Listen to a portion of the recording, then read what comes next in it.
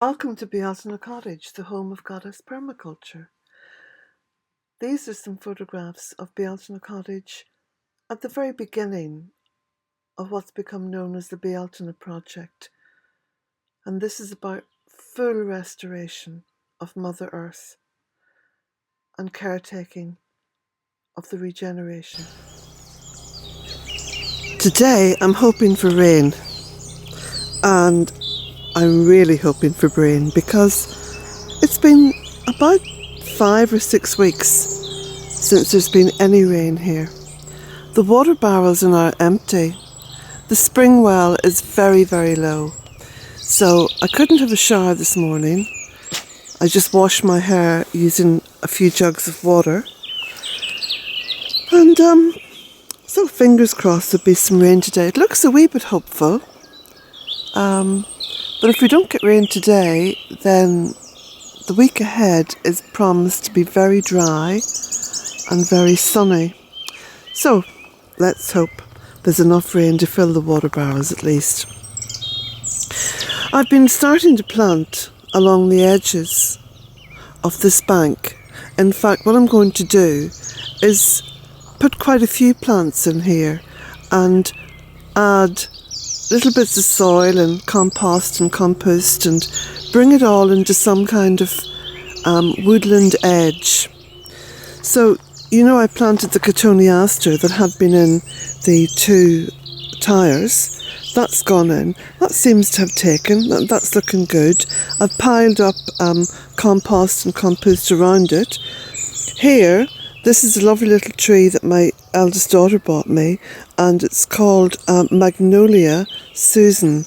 And the Magnolia Susan has got beautiful pink, waxy type flowers. I mean, it's actually it's a stunning small tree. It's very well suited to this position. I mean, I really had to think about exactly where to plant it. It doesn't like the east wind, and east is over there, and it doesn't like the early morning sun, which can ruin the blossom. So in this little position here, I think it's going to be very well sheltered, and it does like to have full sun as well. So post morning this is going to get full sun. My friends Terry and Lowell brought me up quite a few plants, one of which is this beautiful hellebore here.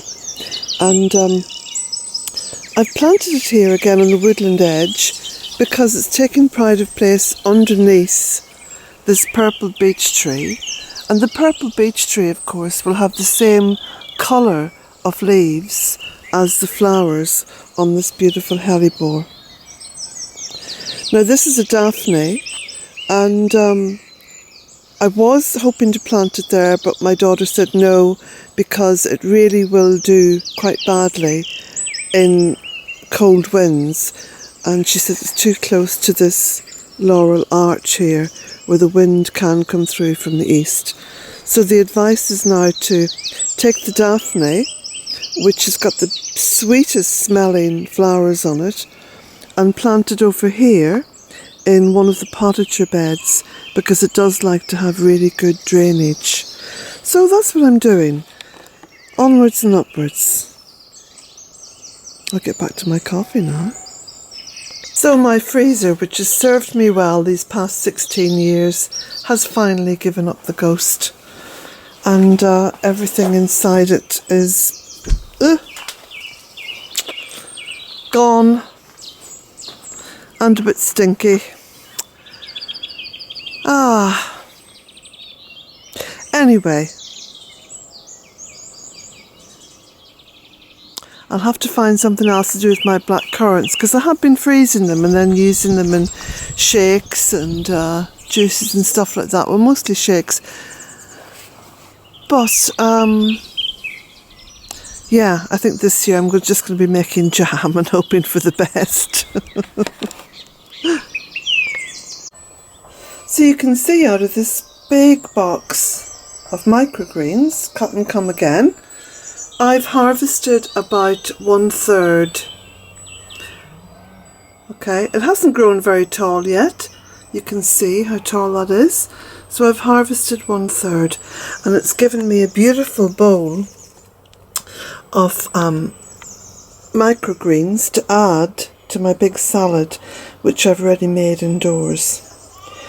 It smells of, I'm getting the scent of coriander coming up.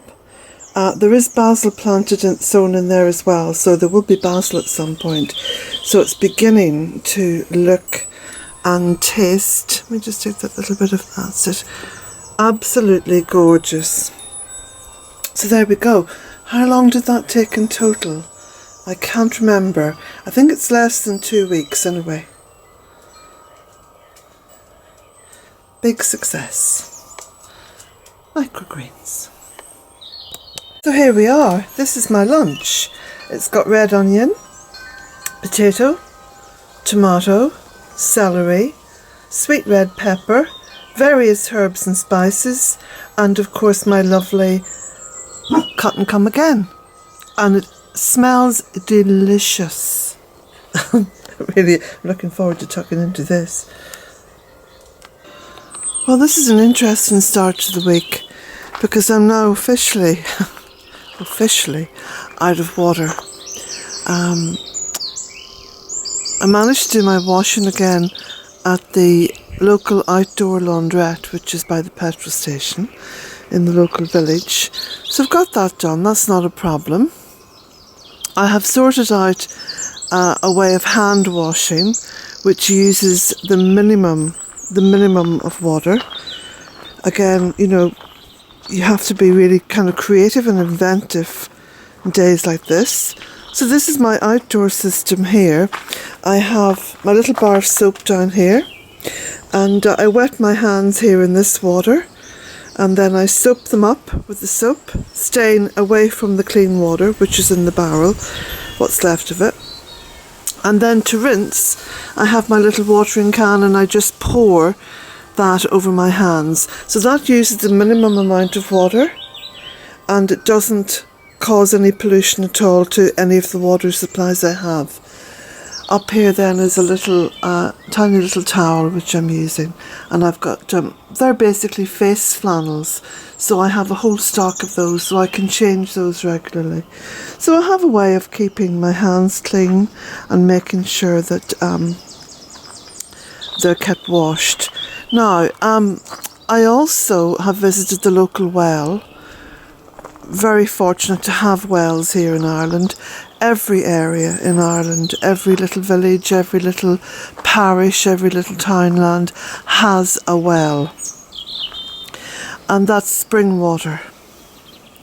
And local people have been drinking it for, you know, thousands of years. It's quite clean. It's probably cleaner than the water that you'd get in bottles. Much of which isn't spring water now anyway, because Coca-Cola have taken over that business. So a lot of the so-called, you know, bottled water is actually just tap water. I don't know how many of you know that, but if you search for the words spring or mineral on your bottle of water, that denotes that it's spring water. If those words are not on your bottle, then you've been sold a pup, so to speak. You have just bought some tap water. And this is what Coca-Cola are doing, and have been doing now for quite a few years, by the way. So just give you the heads up on that. So I have plenty of spring water. I can go down to the well. I've got, you know, I have my little car, so I can go down to the well and get the spring water. And make sure then that I have water for washing up. And again, I'm using the minimum. So I literally just wash the plates and the cups and the cutlery with a little bit of water and plenty of soap on a sponge, and then I rinse them in the same way as I do my hands. We can learn a lot from people in the third world, and especially mothers in the third world who manage to raise their families without, you know, killing them with infections. And yeah, so that's the water situation at the moment. The tunnel, I can only keep so many plants over there going. Obviously the trees and the long-standing plants, you know, like the honeysuckle and the roses, etc. Just have to limp along for a little while longer. I was expecting to have some rainfall over the weekend, and in fact, I think it was the previous video, I felt a little drop of rain. Well, that's all it was a drop. There wasn't anything at all in the rain barrels the following morning. So this week, the whole week, has been promised full sun, clear skies, no rain. So we go on for another week and just keep going. Fortunately, as I've said before, this is all north-facing land, so it does hold on to the water that bit better. And of course all the trees and the shrubs, everything here has got their roots in really deep, so I'm not too worried about the plants that are out here in the gardens at the moment. Just want to say a few words as well about piped water supplies. Now, my little spring well up on the hill pipes the water down via gravity. However, within all of these areas, within all of the west of Ireland, you can buy in your water supply. Now, at the time when I was offered water supply, I was going to have to pay €1,300. That's at a time when I was collecting up €1 pieces in a jar to pay my mortgage. So, obviously, I couldn't afford to pay to have water piped in and become part of the group's scheme. Since then, I have become absolutely against having piped water anyway because of the chemicals in it. I don't want that on my land. I am here as guardian of these 3 acres, and so far so good, as what you see is testament to.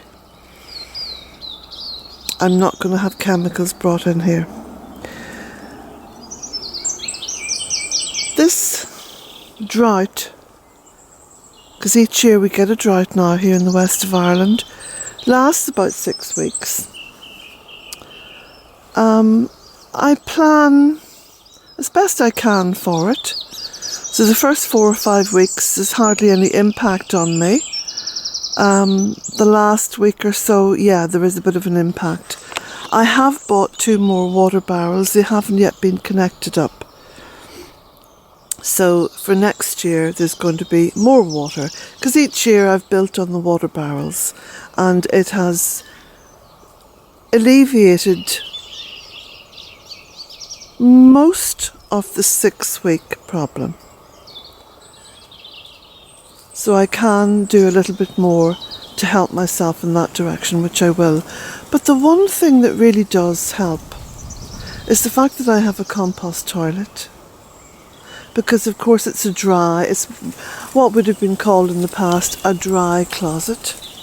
So I don't use any water. I don't take clean water and mix it in with feces, which is what the so-called civilized world does. You take clean water and you give it a good mix up with all the feces, and then you send it off then to a processing plant. Sounds a wee bit mad to me. I'm quite sure that having put men on the moon, as they have purported to do, that we could have come up with something a little bit better than that over the years. We haven't really applied our intelligence to sorting out a lot of these basic issues. But there we go. So, just looking at that willow up there, isn't that beautiful? Waving about there in the wind. So about another week to go, I'd say. So what I'm going to do today. I have a big container with a little tap on it. So I'm going to set that up by the kitchen sink for my washing up. And I'm going to pay another visit to the spring well. I'm going to fill that with spring water and use that then for the washing up. Anything from my sink, whether it's the kitchen, the bathroom or the shower, which I'm not using at the moment by the way, is fed through to what was the old septic tank, which is now basically a grey water tank. And the surplus from that, you know how the septic tanks work, the kind of surplus water is then drained out onto the land. So there's no wastage there. So there we go, Monday morning, still going, and it's a beautiful day. There's very little to complain about here. In fact, everything is bursting with life, and I'm seeing some flowers now. Look over there am I pointing in the right direction? Let me just put my glasses on, I can see. Is it about here somewhere? Yeah, the little flowers, well, they're quite large flowers, like little chandeliers on the horse chestnut. So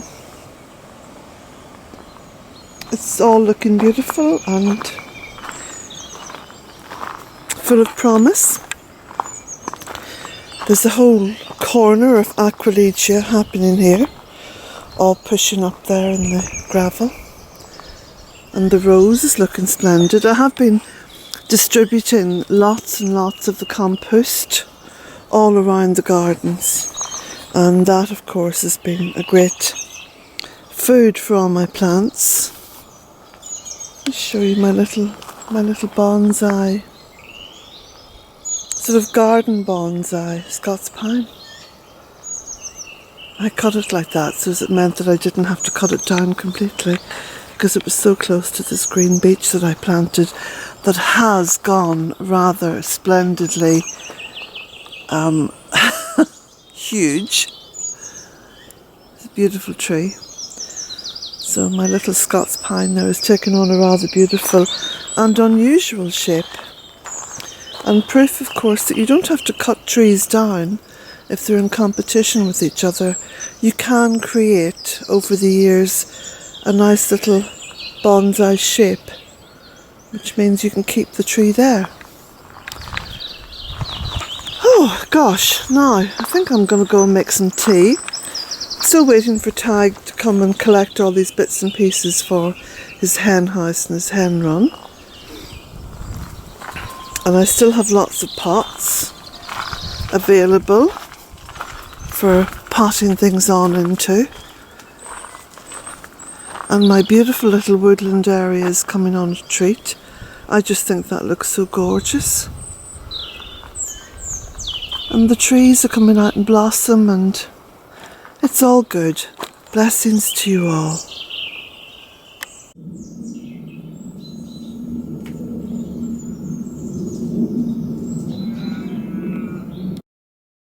All Bealtaine Cottage books are printed here in Ireland, not offshored or uploaded to Amazon or any other corporation. They're printed in Ireland and they're posted from Ireland. And I do all the work here myself. This is best practice permaculture. This is not being a hypocrite and saying I practice permaculture and then have my books printed and delivered by Amazon. It's truly local, 100%.